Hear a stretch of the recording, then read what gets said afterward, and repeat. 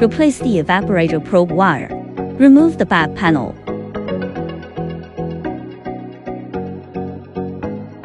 Cut the fixing cable tie. Open the black mainboard cover. Cut the fixing cable tie. Unplug the evaporator probe wire port. Cut the cable tie on the protective foam.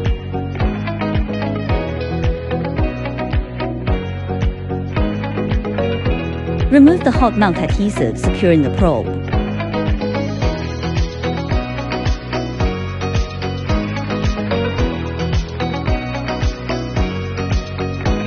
Unplug the probe.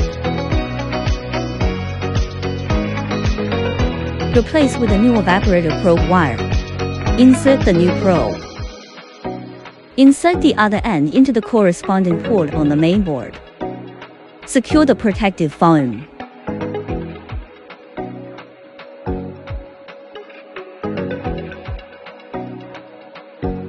Secure the wires and reinstall the mainboard cover.